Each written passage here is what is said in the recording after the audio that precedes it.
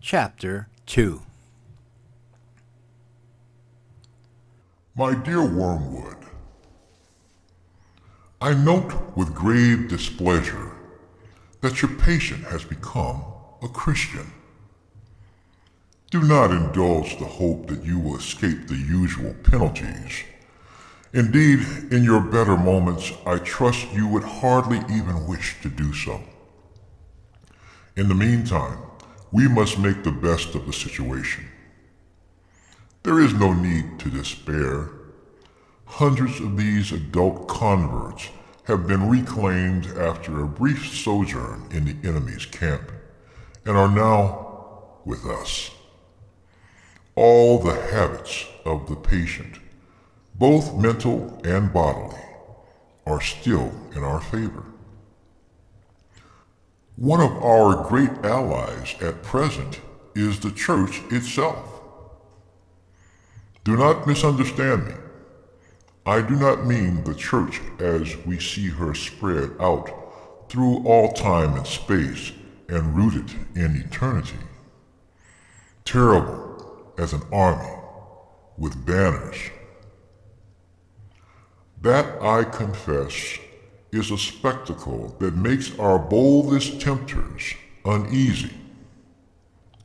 But fortunately, it is quite invisible to these humans. All your patient sees is the half-finished sham Gothic erection on the new building estate.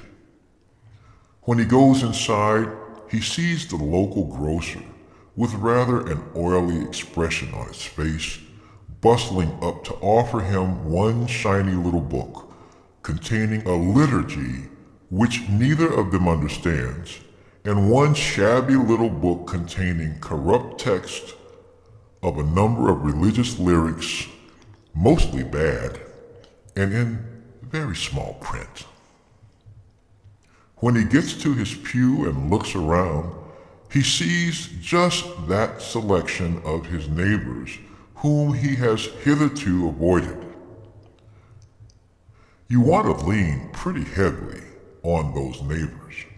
Make his mind flit to and fro between an expression like the body of Christ and the actual faces in the next pew. It matters very little, of course, what kind of people that next pew really contains. You may know one of them to be a great warrior on the enemy's side. No matter. Your patient, thanks to our Father below, is a fool. Provided that any of those neighbors sing out of tune, or have boots that squeak, or double chins, or odd clothes, the patient will quite easily believe that their religion must therefore be somehow ridiculous. At his present stage, you see, he has an idea of Christians in his mind, which he supposes to be spiritual, but which, in fact, is largely pictorial. His mind is full of togas and sandals and armor and bare legs, and the mere fact that the other people in church wear modern clothes is a real, though of course an unconscious, difficulty to him. Never let it come to the surface. Never let him ask what he expected them to look like. Keep everything hazy in his mind now, and you will have all eternity wherein to amuse yourself by producing in him the peculiar kind of clarity which hell affords.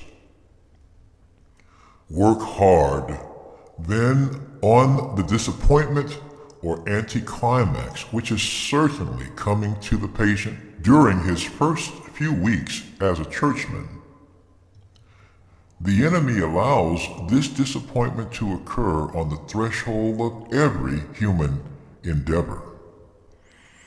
It occurs when the boy who has been enchanted in the nursery by stories from the Odyssey buckles down to really learning Greek. It occurs when lovers have got married and begin the real task of learning to live together. In every department of life, it marks the transition from dreaming aspiration to laborious doing. The enemy takes this risk because he has a curious fantasy of making all these disgusting little human vermin into what he calls his free lovers and servants. Sons is the word he uses, and his inveterate love of degrading the whole spiritual world by unnatural liaisons with the two-legged animals. Desiring their freedom, he therefore refuses to carry them. By their mere affections and habits to any of the goals which he sets before them, he leaves them to do it on their own. And there lies our opportunity. But also, remember, there lies our danger. If once they get through this initial dryness successfully, they become much less dependent on emotion and therefore much harder to tempt. I have been writing hitherto on the assumption that the people in the next pew afford no rational ground for disappointment. Of course, if they do, if the patient knows that the woman with the absurd hat is a fanatical bridge player, or the man with the squeaky boots a miser and an extortioner, then your task is so much the easier. All you then have to do is to keep out of his mind the question, if I, being what I am, can consider that I am in some sense a Christian, why should the vices of those people in the next pew prove that their religion is mere hypocrisy and convention?